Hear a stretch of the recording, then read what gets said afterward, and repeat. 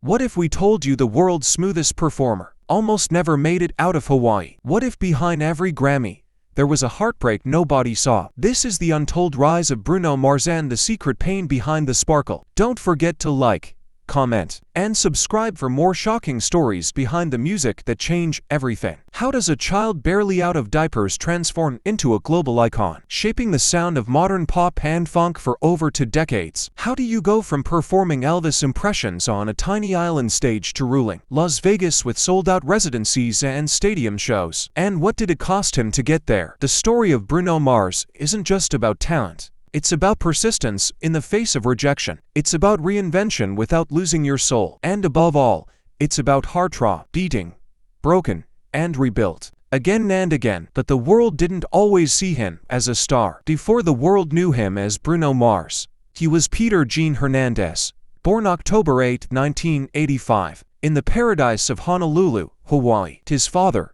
Peter Hernandez, was a percussionist from Brooklyn with Puerto Rican roots. His mother, Bernadette Bernie Bayot, was a talented hula dancer and singer from the Philippines. Music wasn't just entertainment in the Hernandez household, it was the blood that kept the family alive. By the age of 2, Peter was already sitting in on his father's gigs, absorbing the rhythms and melodies like oxygen. At 4, he was performing as little Elvis in his family's band, the Love Notes, a miniature impersonator in a white jumpsuit. He stole the hearts of tourists night after night at the local Hawaiian shows.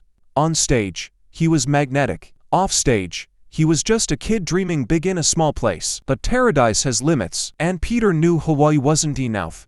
Even at that young age, he sensed there was more. Bigger lights, bigger audiences, bigger dreams. The stages were too small, the audience too temporary, the dream too loud to be silenced by palm trees and postcard sunsets.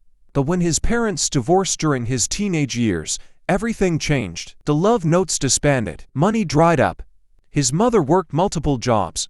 His father and brother ended up homeless, living in a one-room shack behind someone's home. The glamorous lights of childhood showbiz faded into harsh reality, and Peter, young, hungry, and haunted by the dream, decided to take a leap most wouldn't dare. He left Hawaii and moved to Los Angeles. He was 17. Law, however, didn't roll out a red carpet. It slammed doors in his face. For years, he was invisible. Labels didn't know what to do with him. He was told he didn't have the look. He wasn't black enough for R&B or white enough for pop. Some asked him to change his name, hide his ethnicity, or stick to writing for others. And so, Peter Hernandez became Bruno Mars. Bruno, from a childhood nickname given for his resemblance to wrestler Bruno Sammartino, and Mars because, as he once joked, "A lot of girls say I'm out of this world." It was more than a name change. It was an evolution, a reinvention, a necessary disguise in a city where originality often gets crushed. He started writing for other artists' big names, yet his voice remained in the shadows. He penned hits for Flo Rida, CeeLo Green, Kanon, and more, songs that shot up the charts, while his own demos collected dust in forgotten folders. Every time one of his songs topped Billboard, he celebrated and mourned because the world loved his sound but didn't know his name. Then came 2010. That year changed everything.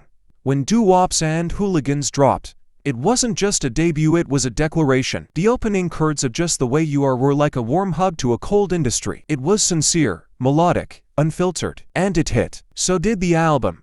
Grenade was heartbreak poetry. The Lazy Song offered humor. Talking to the Moon was a haunting ballad about loneliness that revealed cracks behind the smile. And suddenly, everyone knew Bruno Mars, not just his songs but his story. His voice didn't just sing, it spoke.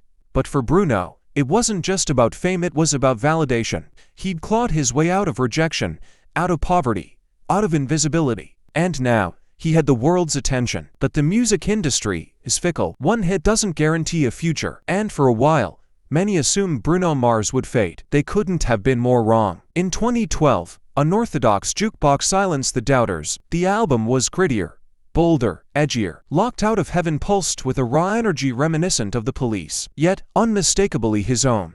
When I Was Your Man cut deeper than most breakup songs of its time.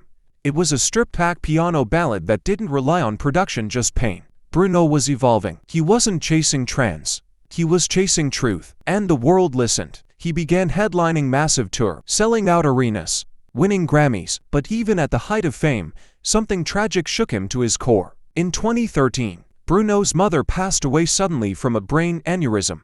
She was only 55. He was devastated. She was the light of his life, the reason he sang, his biggest fan and protector. And now, she was gone. Interviews became rare, smiles more guarded. But when he returned to the stage, there was a new weight in his voice, a new urgency, a new soul. The pain didn't break him. It deepened him. In 2016, he emerged from grief with 2 Magic, an album that shimmered with funk, confidence, and escapism. It wasn't just an album, it was an experience. From the infectious title track to the Grammy-sweeping That's What I Like, Bruno reminded the world that he wasn't just a performer, he was a party, a time machine, a masterclass in groove. And yet, it didn't feel like a comeback. It felt like a coronation. He was no longer trying to prove anything. He was celebrating what he had built, what he had survived. Each song was a blend of throwback sound and modern swagger. He wasn't imitating legends like Prince, James Brown, or Michael Jackson. He was joining them. But then he disappeared again. No new album, no press storm, just silence. Some wondered if he had retired. Others feared he had run out of ideas. But what Bruno Mars was doing, quietly, was planning one of the boldest musical moves of his life. In 2021, in the aftermath of global lockdowns and collective grief, Bruno Mars re-emerged with a surprise, Silk Sonic.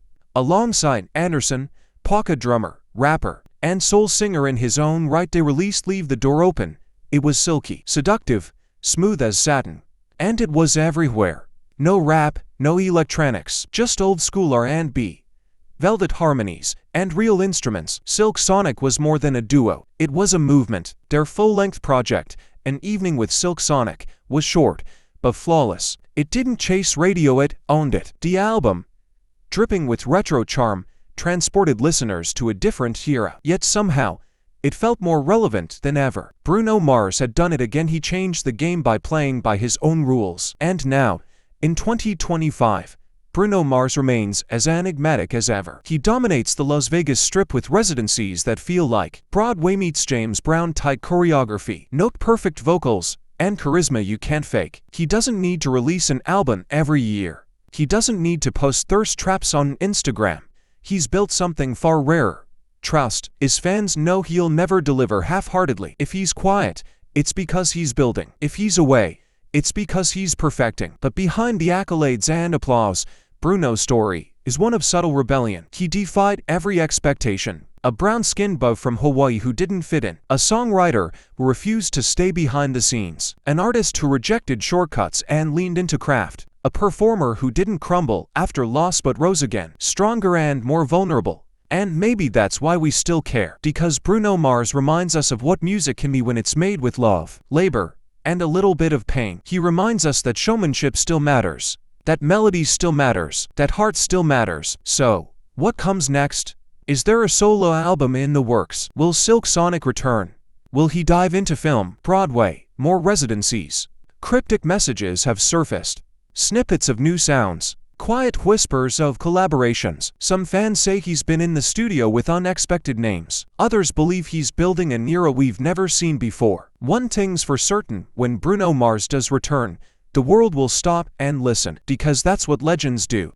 They don't follow the noise, they become it. So the next time someone asks you who Bruno Mars is, don't just say the guy who sings Uptown Funk. Tell them the truth. He's a survivor, a shapeshifter, a student of every sound, a master of every note. He's Elvis, Prince, MJ, and himself rolled into one. A little boy who never stopped dreaming.